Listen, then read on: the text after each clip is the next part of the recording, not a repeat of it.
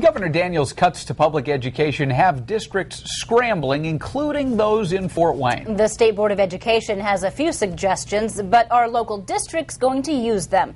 News Channel 15's Chris Hopper takes a look. Governor Daniels' public education cut is forcing districts to slash anywhere from 3.5% to 4.5%. Here's what it looks like for the 4 Fort Wayne area districts. FWCS will lose $8 million, while Southwest Allen will lose $1.7. Northwest Allen will have to cut $1.6 million, and East Allen will have to cut $2.9. Kind of compounds a problem that we've been looking at for a number of years. East Allen is already facing a $10 million shortfall. Superintendent Carol Green says open positions are not being filled and schools are cutting back on supplies. East Allen, along with all the districts in the state, we've been cutting and cutting and cutting over the years. We're about to the point where all of the cuts aren't going to be away from the classroom. The governor wants to avoid teacher layoffs, but it's something area districts are struggling with.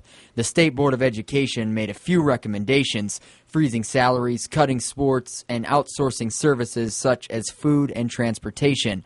But for districts like EACS, teacher cuts, realignment, and school closures have not been ruled out of the long-term plan. What our board has said is nothing is off the table. Everything at least has to be discussed. As I showed you, Southwest Allen is facing a $1.7 million shortfall. Superintendent Steve Yeager says officials had their first discussion today, and at this point they're not sure what cuts will be made. Now for Fort Wayne Community Schools and Northwest Allen, they'll both be looking at the state board's recommendations, but it's tough because many of those cuts deal with contracts that are very hard to change at this point. Chris Hopper, News Channel 15.